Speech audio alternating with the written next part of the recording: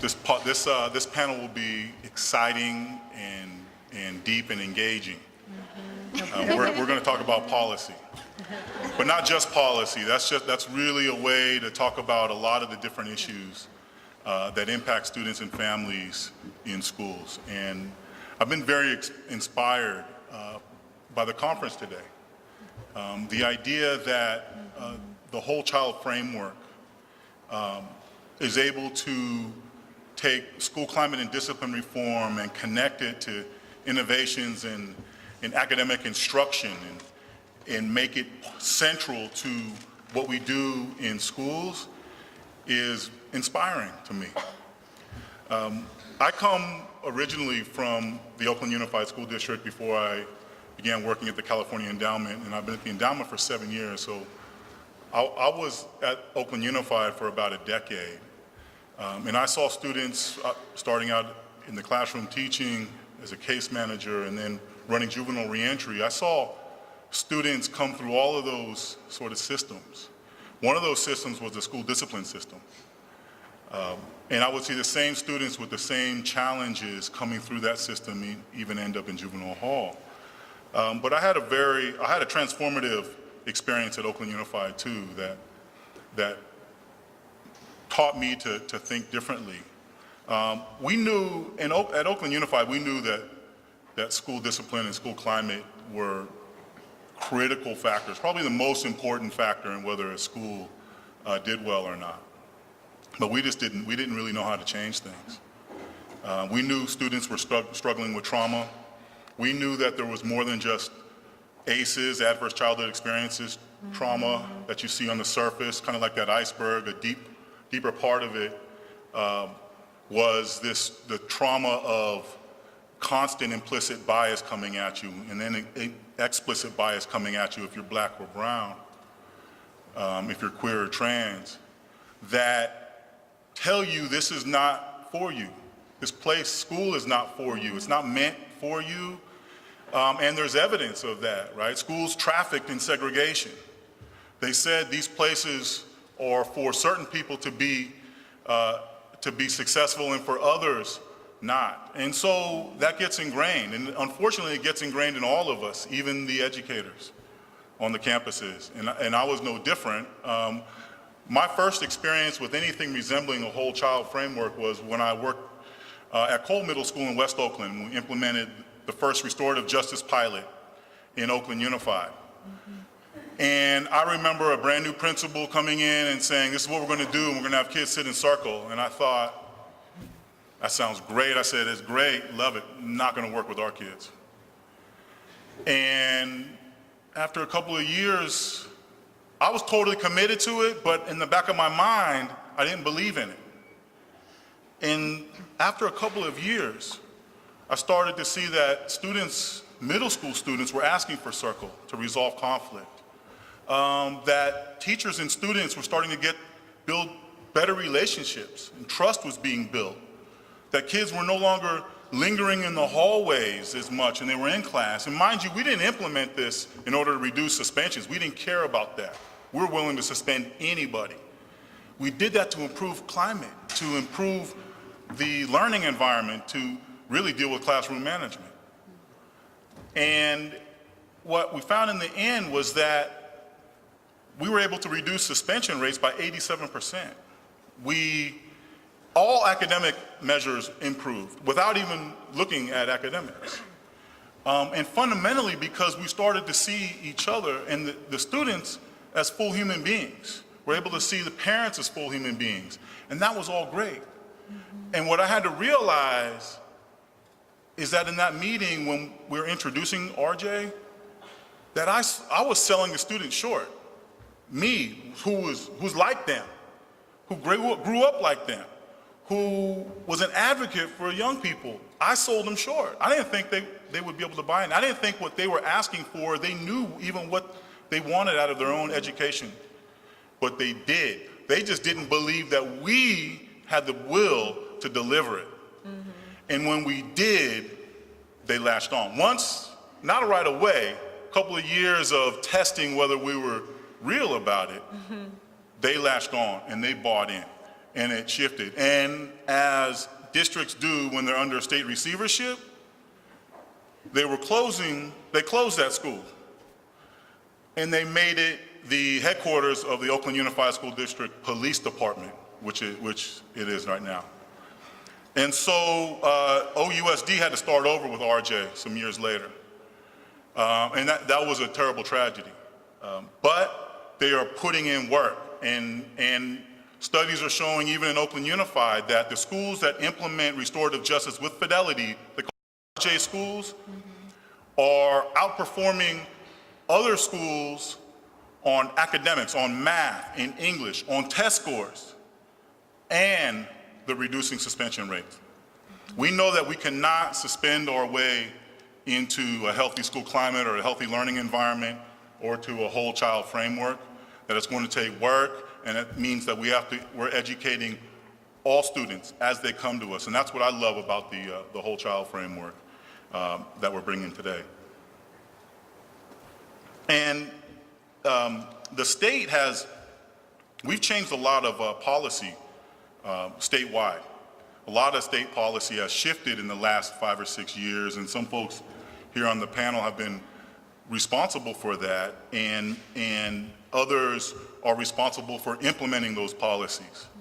So just some examples of the type of policies that have shifted around school climate, discipline, whole child, tighter restrictions against using the catch-all category of willful defiance and disruption as a grounds for suspending students from school, which is we've all known has always been a problem. Stronger requirements that administrators use other means of correction before resorting to suspending students. A number of ed code changes have been passed and implemented.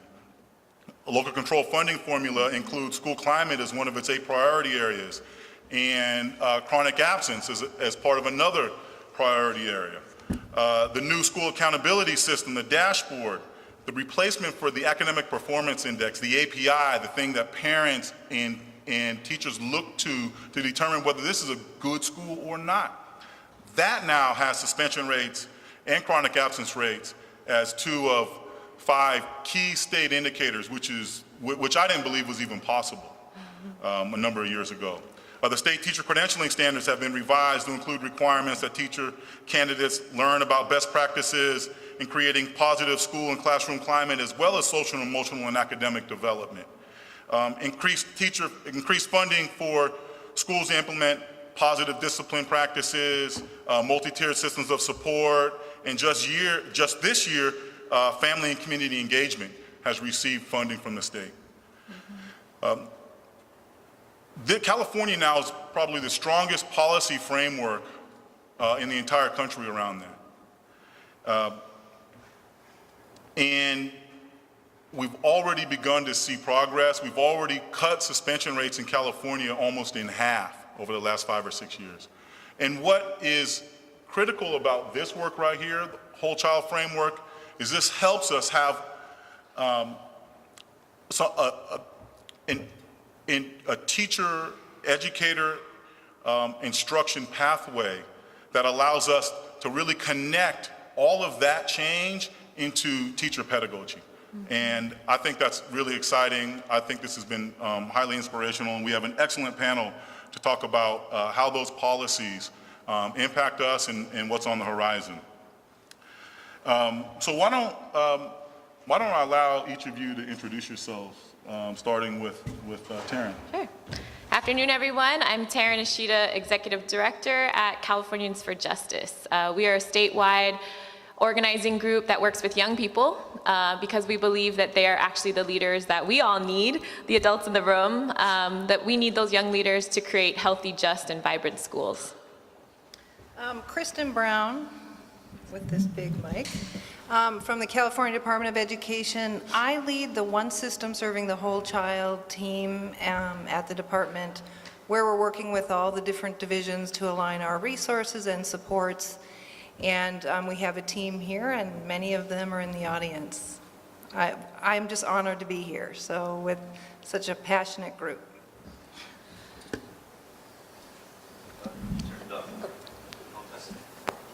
Hi everyone, my name is Angelica Salazar. I'm the Director of Education Equity at the Children's Defense Fund, California. We're a national nonprofit children's organization, exists to level the playing field for children. We have part of our mission is to serve and to see the whole child. So I too am very grateful to be here, and I have learned a lot today. Jessica Cardichon, I am with the Learning Policy Institute. I direct our federal policy, and I'm really pleased to be here as well. Great. Thank you all for being here on the panel. Taryn, let's start with you. All right, everyone, we have the end of the day, post-lunch, the light is gone, so I'm gonna ask you all to engage with us a little bit up here, okay? True youth organizing style requires, some interaction, some relationship building, so if you're able, just gonna ask everyone to stand when I ask the following questions, okay? So if you can stand, please do. Who in this audience, stand up if you believe in whole child education as the path for California? Linda's standing, Linda Darling Hammond standing. Okay, stay standing. Please stay standing. Yeah, that's good. I did this for you, LPI and PACE. This is your formal evaluation right here. Yeah, after today, everyone should be standing, right? Now, please stay standing if you believe that racial equity needs to be central to California's whole child approach. Pretty good, okay. Last question. Stay standing if on a daily basis you talk about the connection between racial equity, racism, and whole child, SEL, relationships. Whatever language you use, do you talk about race and relationships on the daily? All right, well, let's give you all a round of applause. I'm really, really happy to see that in this room, and it doesn't surprise me, right? Everyone here took a day out of their busy lives to be here. Castle, that's pretty amazing. That's amazing. Yes. Okay, so then really, I'm gonna change my remarks because you are the champions of this work, right? You are the champions of whole child and racial equity, and so really what I wanna share is where, as a student voice organization, as a racial justice organization, where Californians for Justice sees as the next frontier of what we need to tackle in our policy and political landscape. All right, so first of all, we came to this work, Californians for Justice, because this is an issue of justice. The fact that we're okay with the way young people, and particularly young people of color, immigrants, queer, trans, low-income students, the fact that the state is okay with the way we treat young people is an issue of justice, right? I came to this 3 years ago when we did a listening tour and student-led action research where 2,000 young people across the state asked their peers, what do you need to succeed? And we heard things like, our educators send signals to us that they don't believe in us. Our school system sends signals to us that they don't believe in us. And I asked them, well, what do you mean by that, right? And they said things like, I can think of 10 negative stereotypes about myself. You're lazy, you're gonna be a dropout, you're dangerous, you're a criminal, you're a teenage mother waiting to happen. They could rattle off all of those negative stereotypes about themselves, and then when we asked them, but what are you? What do you want to be seen on? It was a lot harder. It was a lot harder for them to think about the positive light that they wanted to see themselves in. So we have a lot of work to do. There's a lot of good progress, as Castle said. Californians for Justice students have been organizing around the state around school climate measures and the state accountability system, teacher shortage funding this past year, getting community engagement and initiative off the ground. And at the local level, what's really exciting is there is a movement being led by a lot of you in this room, a lot of our educators, our politicians. But what's exciting for me is that students are really stepping up. It's our young people who are really stepping up in this movement. Young people across the state are working in 11 schools right now in 4 districts to train teachers on how to build relationships. There's a really cool postcard. I didn't bring enough, but 6 things teachers can do to build relationships, and this came from students, right? Notice, listen, interrupt bias, empower us. I could share that with some of you after. But I think more than that, they are trying to motivate, inspire, and push people around the state to really care about this topic. We can't go out of here going like, oh, that was a good conference, right? Pretty good, learned some cool things. I want everyone to leave this conference feeling the fire for what we need to do from this point on. And everyone in this room has a lot of resources and rich skills and talents to bring to this, whether that's research, whether that's an advocacy lens, whether you're a funder, whether you're a parent, whether you're a student. So what can we do here? 3 policy focuses I wanna say, and I know, Buck, are you still here from Assemblymember McCarty's office? Great, thank you, Buck. So 3 policy priorities. First and foremost, we need to fund our public schools like we really believe that our students should succeed and have the best possible education system. There is a movement underway to get school funding back up to the top 10 in California, and I ask everyone in this room to be a part of that movement. We need more people to come together across organizations, to let go of my way and really join together around this fight to get public funding to where it needs to be.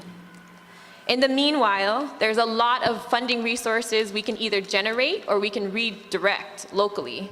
There's a lot of efforts underway to divest from policing and from punitive practices and reinvest in positive whole child approaches. Number 2, we really need to invest in staff. You heard it again and again throughout the day. We cannot do this without the adults in the system. We cannot do this with better support, better diversity, and better preparation for our educators, for our principals, for our classified staff. And we specifically need to target those resources towards things that tackle head-on bias, race, class, all of the other isms. We really need to tackle that head-on. And number 3, we really need to value student voice and student advocacy. You know, I was called to Fresno yesterday because somebody was upset with us. We do work in Fresno Unified. They were upset with us because one of the students had said, "We don't like your school." You know what?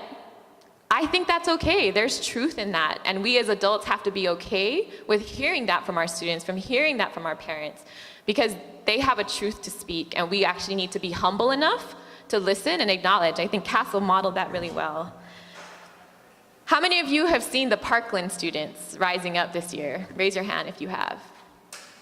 That is an untapped resource. We have Parkland students right in our backyard, right in your neighborhood, right in your school. They are an untapped resource that we need to help activate and bring into this fight for whole child, bring into this fight for racial justice in our schools. So I'm going to close with that, but thank you so much for hearing me. Thank you, Taryn. Good. Kristen, what is CDE, what is the California Department of Education doing right now to support implementation? Well, of course, I would follow.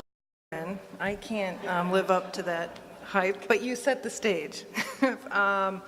We actually are engaged in quite a bit. One of them is the system of support, where we are partnering with county offices and educational organizations to look at level 1, level 2 supports across California, including social emotional learning and the whole child, and I'll end with some resources on that front. Also with MTSS, and you heard this morning from Linda Darling-Hammond about aligning our own systems.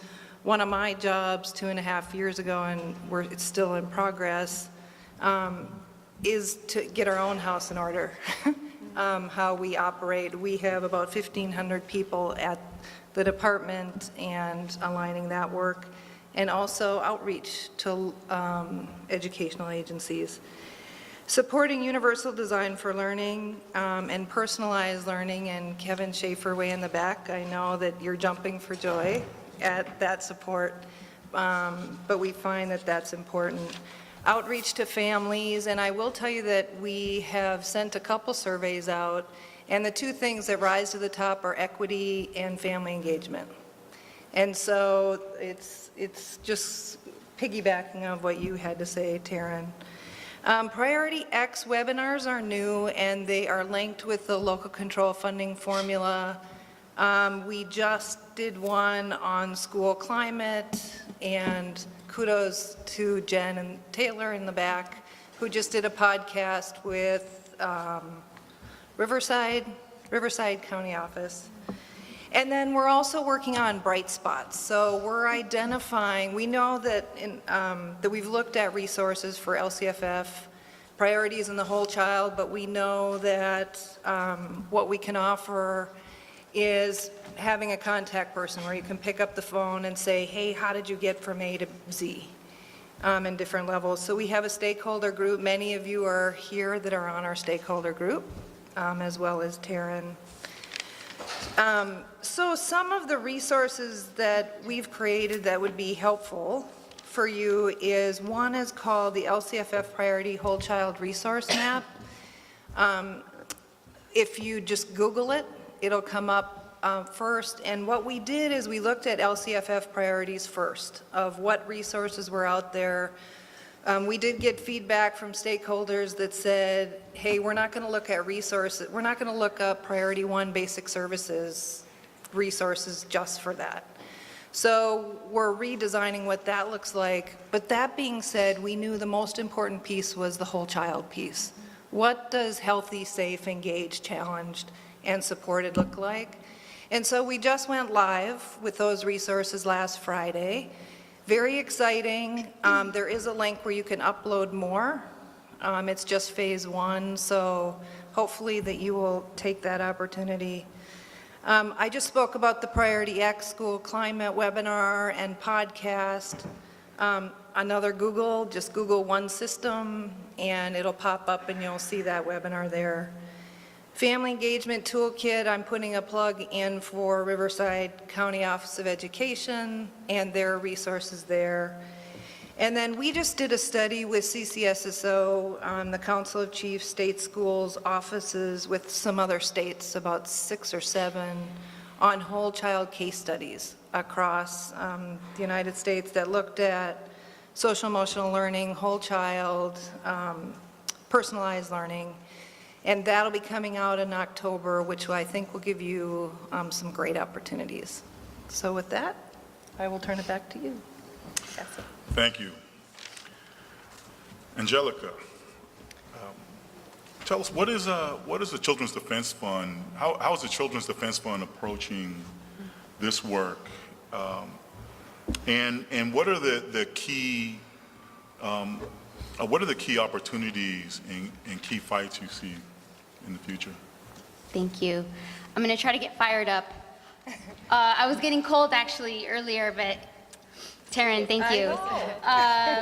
So another way that in our work we talk about the whole child is also, again, we're a policy research and advocacy organization, and I'm lucky to be able to work with a lot of youth serving and parent serving organizations in our fight for equity in education.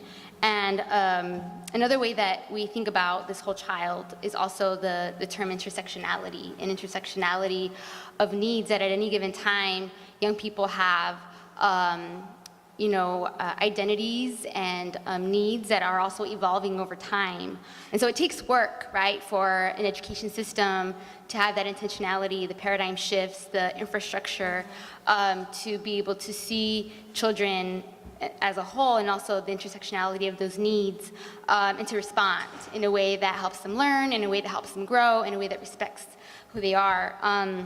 And so I've heard this term a lot today, which is let's not ask others to do something that we're not willing to do ourselves. So I'll just give a very brief example as how as an advocacy organization, we really think about that intersectionality, and we're striving to do that more. We're a multidisciplinary organization, and so our policy areas are education equity, children's health, youth justice, and ending child poverty. And just recently, I'm sure many of you in this room know that there was a trailer bill that went with a budget that addressed transparency and increasing transparency in LCFF.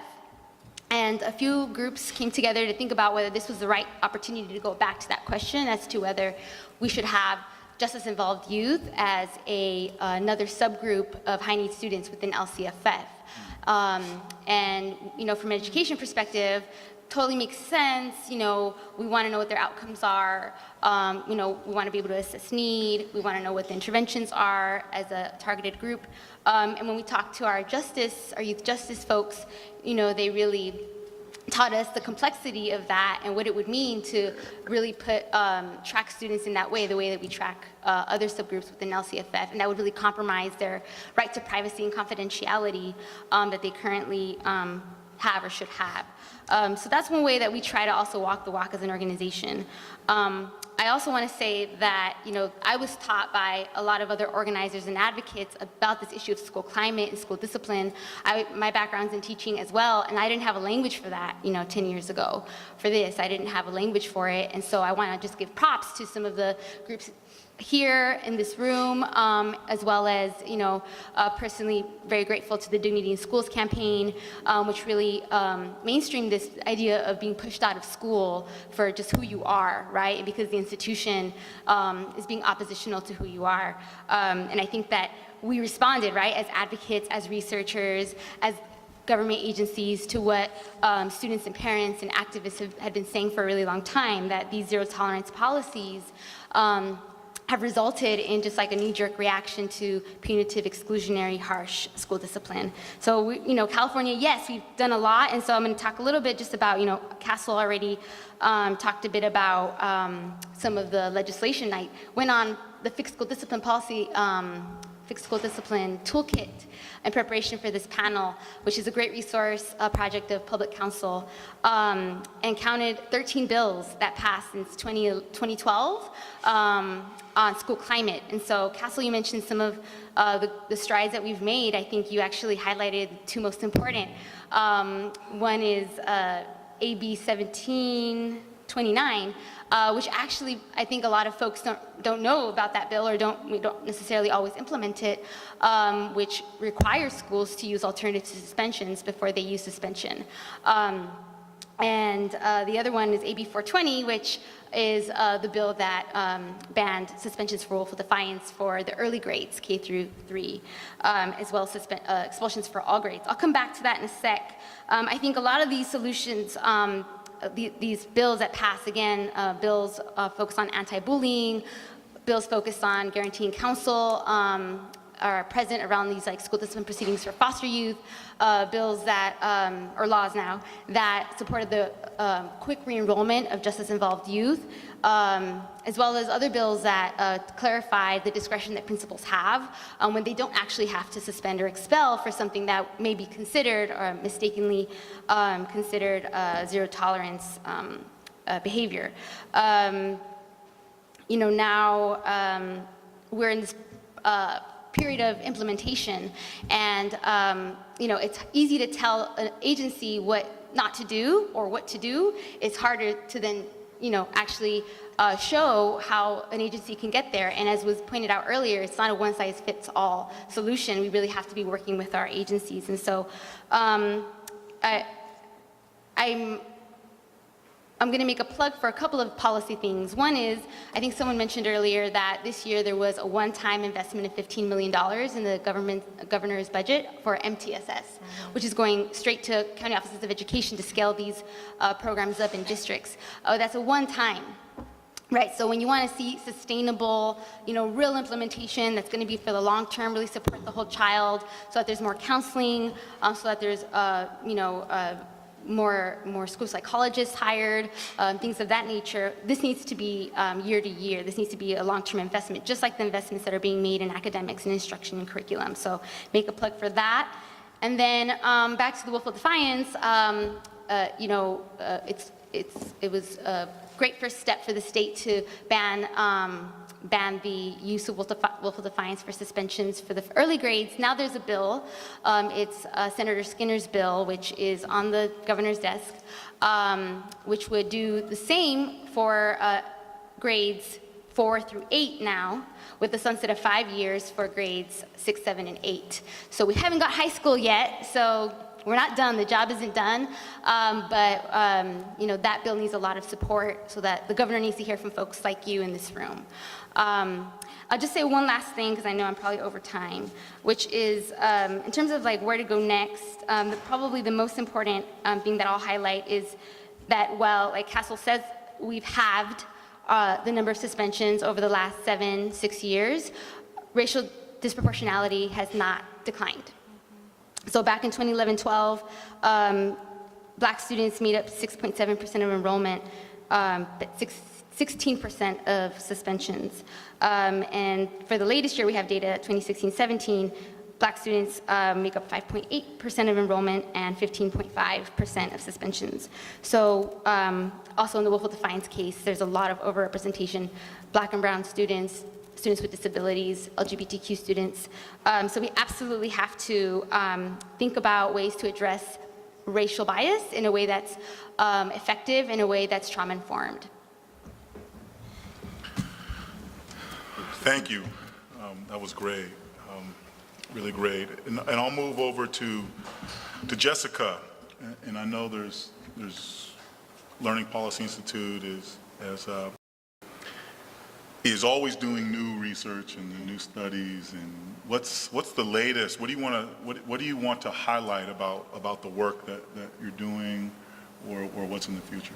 Great, no, thank you. So we recently, actually, by recently this week, released a report looking across states and progress that they were making or plan to make under ESSA to end the school-to-prison pipeline and meet the needs of the whole child. And we identified some high-leverage equity indicators and measures, and there is a report that shares where states are on this. And California has really been, as others have mentioned, at the forefront of this work and really can serve as a model to other states, and we've definitely been using California as a model for this work. But like any state, there's always room for improvement. And so I wanted to highlight on 3 key indicators where California is, and I'll be brief because everyone in this room knows that, but where they're where other states are in terms of moving forward in these areas, and some lessons to learn from other states as well, and some policy considerations. So regarding suspension rates, California obviously includes a suspension rate indicator in their accountability and improvement system.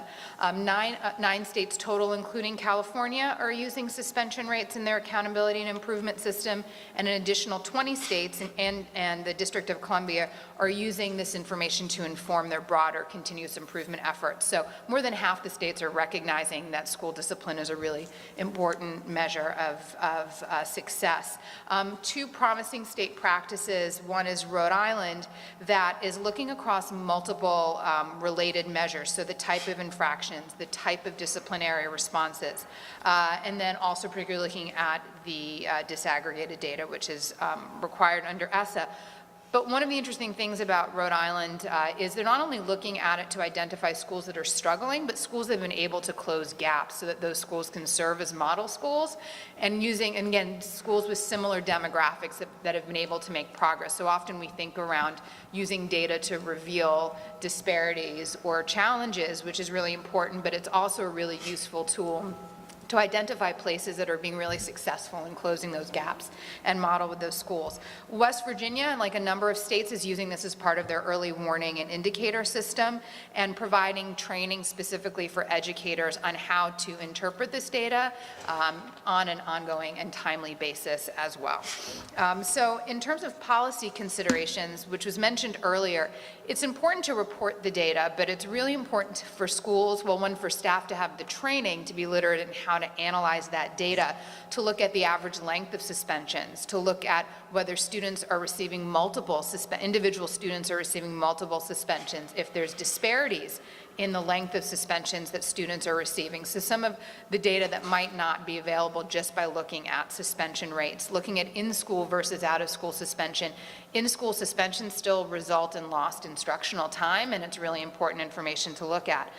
Also looking at patterns of discipline disparities, so looking at the grade level, at the classroom level. We know that there's a high relationship between there's a relationship between high suspension rates and the number of novice teachers in schools that haven't had that training with how to address this. So really using that information to target the professional development that's provided to educators. In terms of school climate, California's accountability system requires all schools and districts to measure school climate through a locally selected student survey at least once every 2 years, and incorporate evidence from this survey into their school improvement plans. We're really pleased by a number of other states that are moving in this direction. 8 states are using school climate in their accountability system by using student surveys. 6 of these states are also using data from these surveys specifically to inform their school improvement efforts. 16 additional states describe strategies for improving school climate, multi-tiered levels of support, PBIS.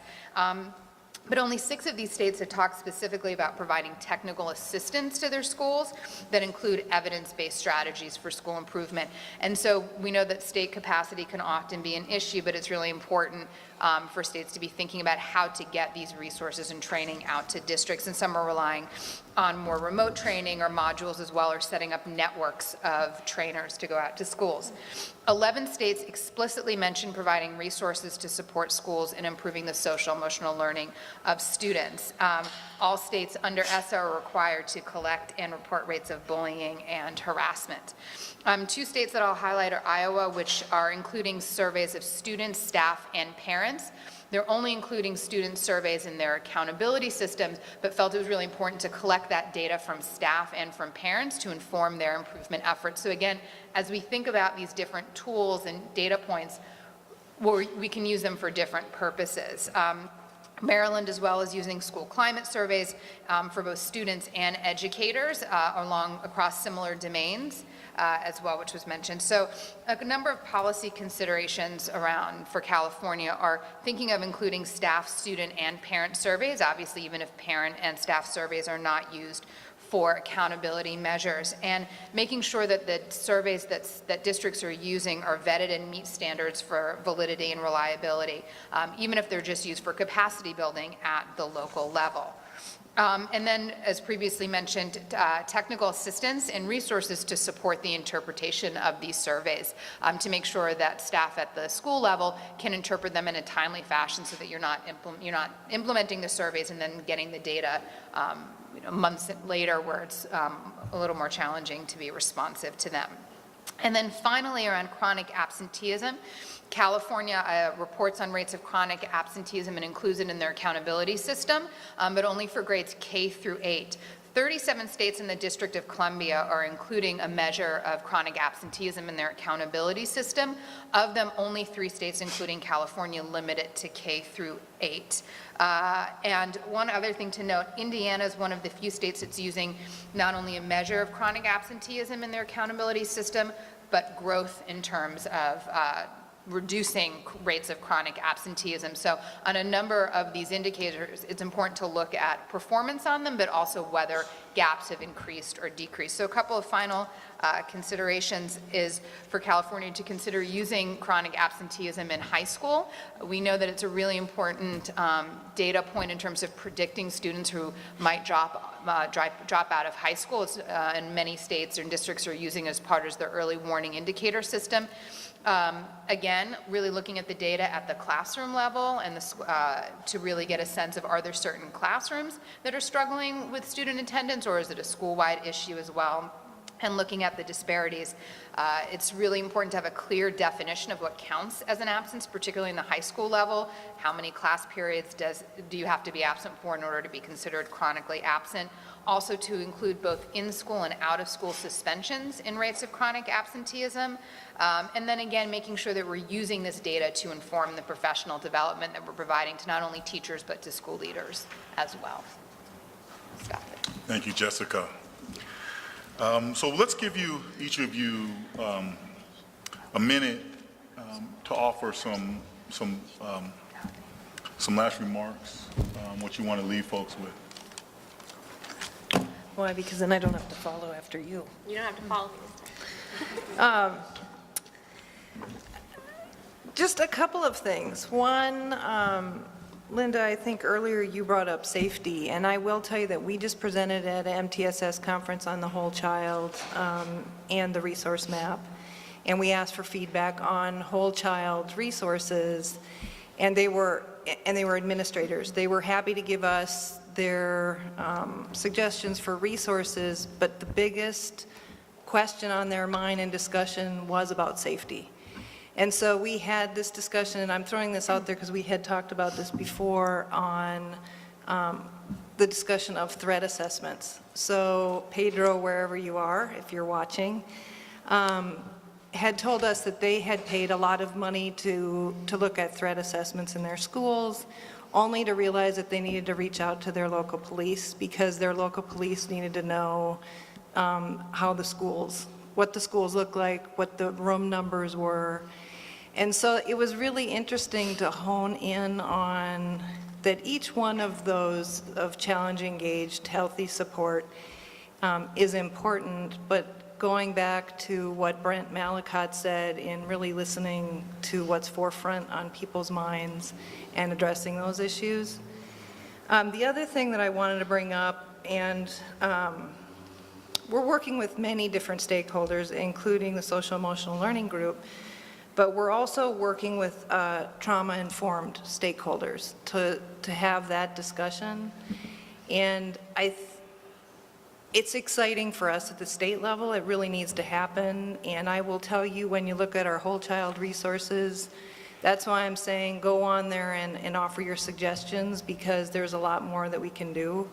The other thing that we realized in looking at resources at the state level is just that notion of listening to what LEAs, students and parents need, and making sure that we have those supports and resources there. That's the bright spots. So the bright spots are listening to equity issues and parent issues and student issues, personalized learning, but in math, being able to call a similar school and say, hey, how did you get here? How did you increase your math scores? Or how did you reach out with trauma-informed practices? And I think with that, I'll turn it back over to Bess. And also, folks, remember you have question cards, fill them out, hand them over here, or raise up your card, and folks will come grab them and bring them up. We'll have questions after this. Okay, who wants to go next? 1 minute. Oh, Speed round. I took a lot more than 1 minute, sorry. We have time, it's okay. I think one thing I'll just say quickly is that how important it is to look at individual data points in the context of other data. I think sometimes, we'll look just at suspension rates, but not looking at, for example, some of the teacher equity information that you have available, or the access to a rigorous and engaging curriculum. And I think that's something that we also know there's lots of data that shows to the lack of access to advanced and accelerated curriculum, college and career-ready coursework. And in terms of student engagement, we often find that some students are not challenged enough, or some students are challenged too much without the appropriate supports. And so when we look at attendance data, when we look at discipline data, it's really important to look at it within the context of the educational experiences that students are getting at schools. Thank you. Angelica, you want to go? I guess a last thought for me would be, and we talked a little bit before this panel about the importance of school climate and academic support going hand in hand. And in our advocacy, we always talk about them together, academic and social emotional support. And so not bifurcating those, and kind of to back you up, Kristen, just the importance of really supporting the adults. We've talked a lot about that today, and I think, making sure that you have, that we can support schools to have increased support staff, right? So it doesn't fall all on the teacher. You're really doing this as a team is critical, because ultimately, you can't legislate these cultural changes. They happen through practice. And I will refer to my button here. You can't see it, but it says build relationships, not walls. And I think that's very true for students, every day in their classrooms, with their peers, with their teachers. But I think even for us in this room, I'm just building on what Angie said, there are just so many silos in education, and even in the people in this room, that you may never have talked to. And I think that kind of change, that kind of really bold movement that our students are counting on us for, it does start with us breaking down those walls between discipline and curriculum and classroom and district and, I'm going to point to PTA and castle. I don't know, I'm just throwing you two together in a bucket. But I think you get the point, right? We do need to be the change, and we need to model it by kind of challenging ourselves to work in a different way, work with new partners, really go with humility and empathy, and be okay to be challenged and be uncomfortable.